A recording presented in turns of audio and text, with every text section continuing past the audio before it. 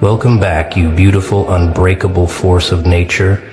Sit down for this one, because what I'm about to tell you is going to shift everything you thought you knew about the past 5 years of your life. Someone just broke the silence. Someone just cracked under the weight of their own guilt. Someone from that circle, that group, that family of smiling faces who swore they had your back just confessed everything they did behind it. And I mean everything. The meetings they had about you when you weren't there, the group chats where your name was the headline, the plans they made, the lies they coordinated, the stories they rehearsed together before facing you with those warm, trustworthy eyes. It's all out now, spilled like poison from a cup they can't put back together. And honestly, you deserve to know every single twisted detail of it. They thought you'd never find out, didn't they? They thought their secret pacts were ironclad, that their whispered conversations would stay buried in the archives of their cowardice.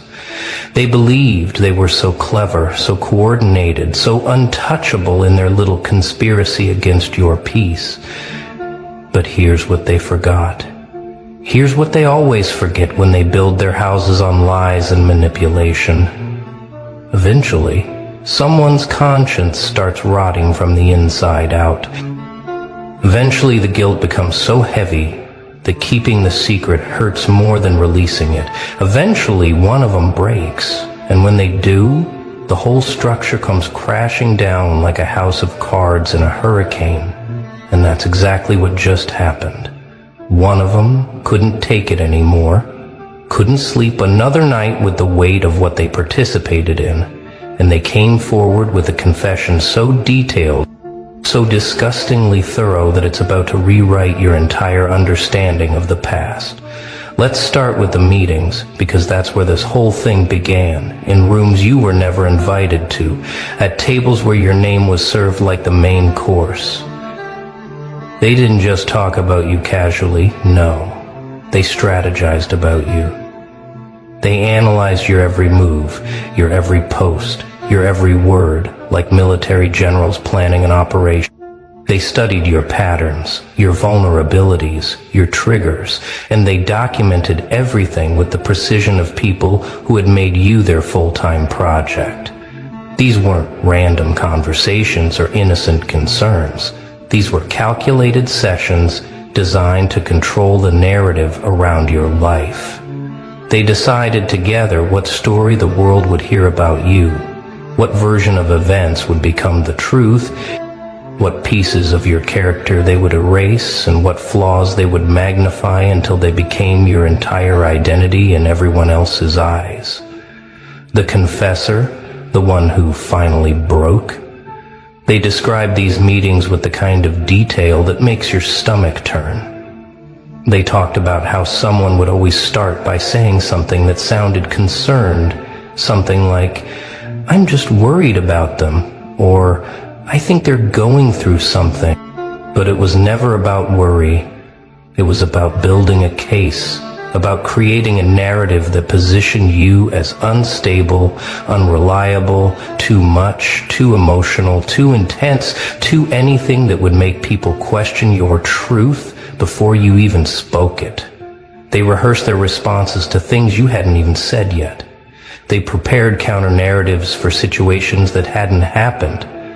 They built an entire false reality around you and then invited others into it, one person at a time, until you were surrounded by people who believed a version of you that never existed. And the worst part, the part that's going to hit you like a brick, is that while they were doing all this, they were still showing up in your life with smiles. They were still texting you, still laughing at your jokes, still acting like nothing had changed. They perfected the art of the double life, one face for you and one face for the meetings. They became experts at looking you in the eye while holding a knife behind their back. The confessors said they used to practice it, used to remind each other to keep it normal when you were around, to make sure their faces didn't betray the fact that they had just spent hours tearing you apart in private. They turned deception into a skill, and they got so good at it that you never suspected a thing, never felt the betrayal happening in real time because they made sure the blade was always just out of your sight. But the meetings were just the beginning, because what they did next is where it gets truly disgusting. They didn't just talk about you in private, they coordinated a campaign against your reputation. The confessor revealed that they created what they called talking points, specific phrases and stories they would all use when speaking to mutual friends, family members, anyone in your orbit. They made sure everyone heard the same version of events, the same carefully crafted narrative that painted you as the problem while they positioned themselves as the concerned, caring, patient ones who had tried so hard to help you. It was psychological warfare disguised as friendship, and they executed it with the precision of people who had done this before. They had assignments, actual roles they played in this operation. One person was designated as the voice of reason, the one who would express sympathy for you while subtly planting doubt about your mental state. Another was the evidence collector, the one who would screenshot your posts, save your messages, document your every move so they could present it later as proof of whatever narrative they were building. Someone else played the mediator, the person who would reach out to you occasionally with fake concern, asking if you were okay, not because they cared, but because they needed fresh material for the next meeting. And there was always the amplifier, the one whose job was to make sure the story spread beyond your immediate circle, to whisper the narrative into the ears of people who barely knew you, but would now form their entire opinion of you based on coordinated lies. The confessor broke down crying when they described their own role in all this, how they had volunteered to be the one who stayed closest to you, who maintained the friendship while reporting back everything you said. Every vulnerable moment you shared, every private struggle you confided. They called it gathering intel, but what it really was betrayal dressed up in strategic language. They admitted that there were times you would tell them something personal, something painful, and they would nod and hug you and tell you it was going to be okay, and then they would immediately text the group with an update, turning your pain into ammunition, your vulnerability into evidence, your trust into their weapon.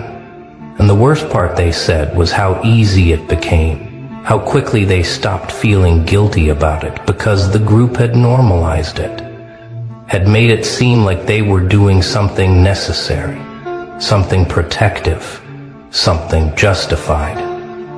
The confession included screenshots, actual proof of these group chats, where your name appeared hundreds of times, messages where they laughed about things you had no idea were even being discussed, conversations where they celebrated small victories in their campaign, like when someone you both knew started to distance themselves from you, or when you posted something vulnerable and they knew they could use it against you later. They treated your life like a game, your reputation like a ball they could toss around between them, your feelings like something irrelevant to their strategy. And reading through these messages, seeing the timestamps, realizing these conversations were happening on days when they were still texting you, thinking of you and here if you need anything, it's enough to make you question everything you thought you knew about human nature. Now let's talk about the specific tactics they used, because this is where the confession gets truly disturbing. They didn't just spread lies. They engineered situations designed to make you look unstable. The confessor described something they called provocation protocols, deliberate actions meant to trigger emotional responses from you that they could then use as evidence of your instability. They would say things designed to upset you, then act shocked when you reacted. They would withhold information, change plans last minute, exclude you from events, all while watching to see how you'd respond, hoping you'd break down so they could point to your reaction as proof of everything they'd been saying about you. One particularly evil tactic they used was what the confessor called the setup, where they would create situations that had no good outcome for you. They would invite you to gatherings where everyone had already been briefed on the narrative against you, where people were primed to interpret everything you did through a negative lens. You could be quiet and they'd call you withdrawn and antisocial. You could be engaged and they'd call you attention-seeking and desperate. You could tell a joke and they'd call you inappropriate. You could be serious and they'd call you too intense. There was no version of you that would be acceptable because acceptance was never the goal. Validation of their predetermined narrative was. And after these events, they would have follow-up meetings where they would dissect your behavior, finding evidence to support their case in every single thing you did or didn't do. They also admitted to something called isolation engineering, where they systematically worked to separate you from anyone who might support you or see through their manipulation. They would plant seeds of doubt about you with mutual friends, subtle comments that sounded like concern but were designed to make people question your judgment, your stability, your version of events. They would volunteer to check in with people after they spent time with you, supposedly to see how you were doing, but really to reinforce their narrative and make sure no competing truth could take root. They created an echo chamber around you where every voice except yours was saying the same thing, and they did it so gradually, so carefully, that you didn't even notice your support system dissolving until it was already gone. The confessor revealed that they had actually studied manipulation tactics, that some members of the group had researched psychological techniques specifically to use against you. They learned about gaslighting, triangulation, projection, and they implemented these strategies deliberately. They would deny things they had clearly said, making you question your memory. They would play people against each other while positioning themselves as neutral parties. They would accuse you of the exact behaviors they were engaged in, projecting their toxicity onto you so thoroughly that you started to believe maybe you were the problem. And the most disturbing part is that they knew exactly what they were doing. They weren't acting out of ignorance or misunderstanding. They were consciously, deliberately, methodically working to destabilize your sense of reality. So why did they do it? What could possibly motivate a group of people to invest this much energy, this much time, this much calculated cruelty into destroying someone's reputation and mental peace? The confessor's answer to this question is perhaps the most revealing part of the entire confession. They said it started with envy, pure, unfiltered jealousy that none of them wanted to admit they felt. You had something they didn't, whether it was confidence, authenticity, success, genuine happiness, the ability to be yourself without apology. Whatever it was, it made them feel small by comparison. Jesse, they feared you. And instead of dealing with their own insecurities, instead of working on themselves or simply stepping back from the friendship, they decided to tear you down to their level. But it wasn't just envy, the confessor explained. It became something darker. It became a bonding activity, a shared mission that gave their relationships purpose and intensity. They formed a tribe united by a common enemy, and that enemy was you. Their friendships with each other deepened through their mutual participation in your destruction. They had inside jokes about you, shared secrets about the campaign, moments of celebration when a tactic worked. You became the glue that held them together, the project that gave them something to focus on besides their own empty lives. And the more invested they became in the narrative they'd created, the more they had to defend it. Because admitting they were wrong would mean facing the monstrous thing they had collectively become. The confessor also revealed something that might be the hardest thing to hear. Some of them genuinely convinced themselves they were doing the right thing. They had told the lie so many times, reinforced it so consistently among themselves, that they started to believe it. They created an alternate reality where you were actually the villain, where their actions were justified, where they were somehow the victims or the heroes protecting others from you. They built an entire mythology around their betrayal that absolved them of guilt and allowed them to sleep at night. The human mind's capacity for self-deception is terrifying, and they exploited it fully, rewriting history in real time until they couldn't even remember that the story had started as a fabrication. And here's the truly sick part. The confessor admitted that there were moments when some of them had doubts, times when someone would say, maybe we're going too far, or I'm starting to feel bad about this. But those doubts were always shut down by the group. They had created a culture where questioning the narrative was seen as betrayal, where showing compassion for you was treated as weakness or naivety. They reinforced each other's worst impulses, talked each other out of guilt, reminded each other of the story they'd agreed upon whenever someone's conscience started to surface. They became a cult with a single doctrine. You were the problem, and anything they did in response to that problem was justified.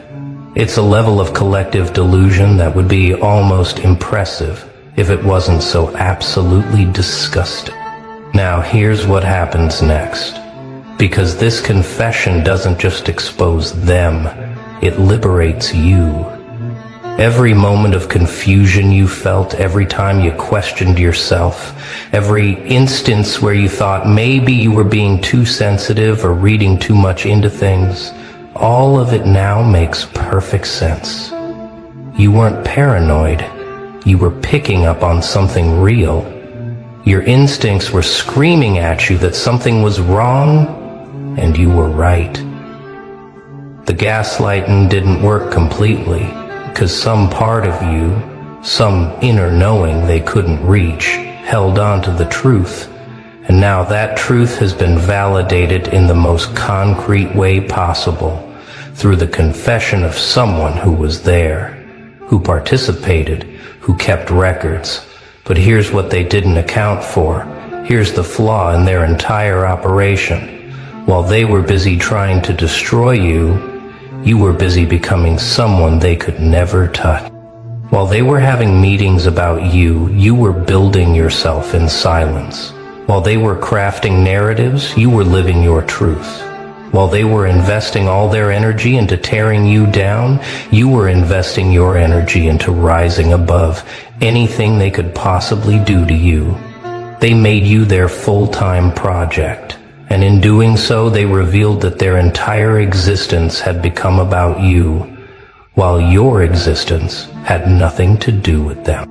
You already won, and this confession is just the universe's way of making sure you know it.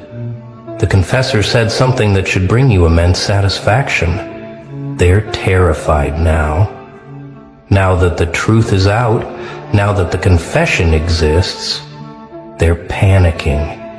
They're scrambling to control the damage, reaching out to people trying to get ahead of the story, suddenly concerned about how they'll be perceived. The same people who spent years carefully crafting a false narrative about you are now desperate to craft a narrative about themselves, one where they're not the villains this confession makes them out to be. They're experiencing a fraction of what they put you through. The paranoia, the fear of judgment, the anxiety about reputation. And unlike you, they actually deserve it because their reputation is based on lies, and yours never was. And here's your power in all this. You don't have to do anything. You don't have to seek revenge. You don't have to expose them publicly. You don't have to confront anyone or demand apologies. The truth is already working on your behalf, spreading through the same networks they once used against you, changing minds, shifting perceptions, revealing them for what they are. Your vindication doesn't require your effort because it's built on facts, on evidence, on confession. Their destruction is inevitable because it's built on lies that have now been exposed. You can simply continue living your life, being your authentic self, thriving in your truth, while they crumble under the weight of theirs. That's the beautiful irony of this whole situation. They spent years trying to destroy you and ended up destroying themselves. But let's go even deeper, because there's a truth here that transcends this specific situation. A truth about people and power and what happens when someone refuses to be broken. The reason they targeted you, the reason they invested so much energy into trying to tear you down, is because you represented something they couldn't control. You were authentic in a world of performance. You were genuine in a world of facades. You had the courage to be yourself while they were busy being whoever they thought would get them approval. Your very existence was a mirror reflecting their own inauthenticity, and instead of using that mirror to grow, they tried to shatter it. This is what always happens to people who refuse to play the game, who won't compromise their truth for comfort, who insist on being real in spaces that reward pretense. The system, the group, the collective mediocrity, it always tries to eliminate the ones who remind everyone else what